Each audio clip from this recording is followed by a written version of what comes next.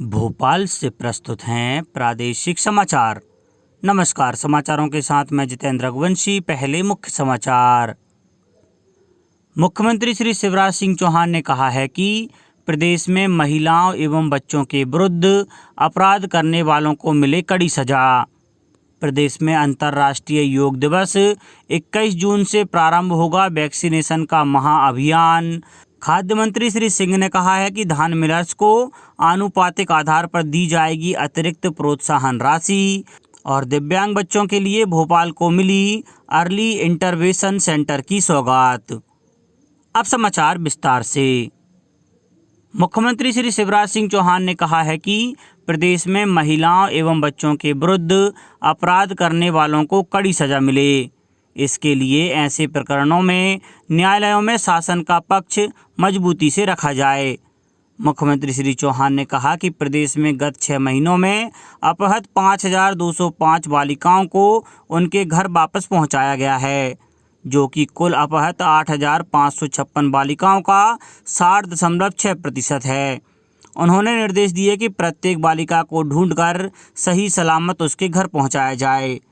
मुख्यमंत्री श्री चौहान कल मंत्रालय में प्रदेश में महिला एवं बच्चों के विरुद्ध अपराध तथा घरेलू हिंसा के प्रकरणों में की गई कार्यवाही की समीक्षा कर रहे थे। केंद्रीय माध्यमिक शिक्षा बोर्ड CBSE ने कल कहा कि कोविड-19 से उत्पन्न समस्या के कारण बोर्ड के कक्षा 10वीं और 12वीं की परीक्षा रद्द की गई थी।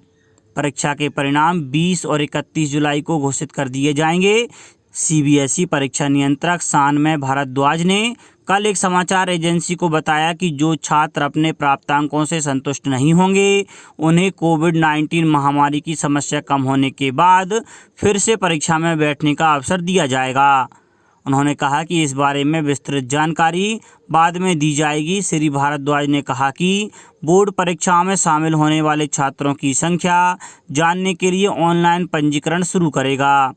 इस महीने के पहले सप्ताह में प्रधानमंत्री नरेंद्र मोदी ने घोषणा की थी कि देश में कोविड-19 की वर्तमान स्थिति को देखते हुए शिक्षा मंत्रालय ने परीक्षाओं को स्थगित करने का फैसला किया था। मुख्यमंत्री श्री शिवराज सिंह चौहान ने कहा है कि प्रधानमंत्री श्री नरेंद्र मोदी के कुशल नेतृत्व में 21 जून अंतर्राष्ट्रीय योग दिवस से पूरे देश के साथ ही प्रदेश में भी कोरोना वैक्सीनेशन का महाअभियान प्रारंभ होगा। अभियान के अंतर्गत 18+ आयु के सभी व्यक्तियों को कोरोना का वैक्सीन निःशुल्क लगाया जाएगा।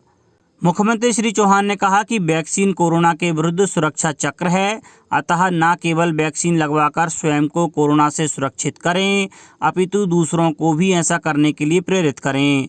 आप सभी के सक्रिय सहयोग से जिस प्रकार हमने प्रदेश में कोरोना की दूसरी लहर को नियंत्रित किया है, वैसे ही हम तीसरी लहर का प्रभाव मध्य प्रदेश पर नहीं पड़ने देंगे।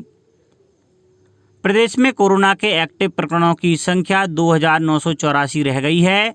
पिछले 24 घंटों में 404 मरीज स्वस्थ हुए हैं। प्रदेश की साप्ताहिक पॉजिटिविटी दर 0.3% रह गई है। प्रदेश के 51 जिलों में साप्ताहिक पॉजिटिविटी दर 1% से कम हो गई है। केवल भोपाल जिले में साप्ताहिक पॉजिटिविटी दर 1.1% है। अब प्रदेश के 6 जिलों में ही 5 से अधिक कोरोना के नए प्रकरण आए हैं। भोपाल में 42, इंदौर में 34, जबलपुर में 9, विदिशा में 6, राजगढ़ में 5 और उज्जैन में 5 कोरोना के नए प्रकरण आए हैं। प्रदेश के 22 जिले ऐसे हैं जहां कोरोना का कोई नया प्रकरण नहीं आया है। आगरमालवा, अलीराजपुर, अनूपपुर, भिंड, बुरहानपुर, छतरपुर, देवास, डिंडोरी, गुना, होशंगाबाद, खंडवा, मंडला, नरसिंहपुर, पन्ना, सागर, सतना, शाजापुर, शिवपुर, सीधी, सिंगरौली, टीकमगढ़ और उमरिया में कोरोना का कोई भी नया प्रकरण नहीं आया है। प्रदेश के भिंड और बुरहानपुर जिले पूर्ण रूप से कोरोना मुक्त हो गए हैं। यहाँ कोरोना का ना तो कोई नया प्रकरण आया है और ना ही कोई एक्टिव प्रकरण है। मुख्यमंत्री श्री शिवराज सिंह चौहान ने कहा है कि कोरोना संक्रमण की दृष्टि से मध्य प्रदेश देश के 28 राज्यों में सबसे नीचे आ गया है। प्रदेश में कोरोना के 145 नए प्रकरण आए हैं और पॉजिटिविटी रेट घटकर 0.2% रह गई है। वहीं रिकवरी रेट बढ़कर 98.5% हो गई है। देश में अब तक 26 करोड़ 55 लाख से अधिक कोविड के टीके लगाए गए हैं। स्वास्थ्य और परिवार कल्याण मंत्रालय ने बताया कि बुधवार को 34,63,000 से अधिक टीके लगाए गए। देश में टीकाकरण का तीसरा चरण पिछले महीने से ही शुरू हो गया था। इस चरण में अब तक 28 राज्यों और 9 केंद्र शासित प्रदेशों में इस आयु वर्ग के 4 करोड़ 72 लाख से अधिक लोगों को पहली डोज और 9,68,000 से अधिक को दूसरी डोज लगाई जा चुकी है। टीकाकरण कोविड महामारी की रोकथाम में महत्वपूर्ण उपाय है। केंद्र सरकार राज्यों और केंद्र शासित प्रदेशों के सहयोग से देश में टीकाकरण की गति तेज करने के हर संभव प्रयास कर रही है। केंद्र सरकार ने स्पष्ट किया है कि कोविड-19 वैक्सीन कोवैक्सीन में नवजात बछड़े का सीरम बिल्कुल नहीं है। इस मामले में कुछ सोशल मीडिया पोस्ट को सरकार ने पूरी तरह से नकार दिया है। भारत बायोटेक लिमिटेड ने स्पष्ट किया है कि कोवैक्सीन अत्यधिक शुद्ध है और इसमें केवल निष्क्रिय वायरस के घटक ही हैं। कंपनी ने वैक्सीन में नवजात बछड़े का सीरम इस्तेमाल किए जाने के संबंध में यह स्पष्टीकरण दिया है। सोशल मीडिया पर कुछ संदेशों में कहा गया है कि इस वैक्सीन में नवजात बछड़े का सीरम मिलाया गया है। कंपनी ने कहा कि नवजात बछड़े का सीरम कोशिकाओं की वृद्धि के लिए वायरस वैक्सीन बनाने के लिए इस्तेमाल किया जाता है। ऐसा सीरम नोवेल कोरोना वायरस की वृद्धि या अंतिम फार्मूला तैयार करने में कभी भी इस्तेमाल नहीं किया गया। खाद्य नागरिक आपूर्ति तथा उपभोक्ता संरक्षण मंत्री श्री बिसाहू लाल सिंह ने बताया है कि खरीफ विपणन के लिए वर्ष 2020-21 में किसानों से 37,26,000 मीट्रिक टन धान का उपार्जन किया गया है। धान मिलिंग के लिए मिलर्स को धान की आनुपातिक दर के आधार पर प्रोत्साहन राशि के अलावा पृथक से अतिरिक्त राशि का भुगतान किया जाएगा। मिलर्स को प्रोत्साहन राशि के रूप में 50 रुपये प्रति क्विंटल की दर से भुगतान किया जा रहा है।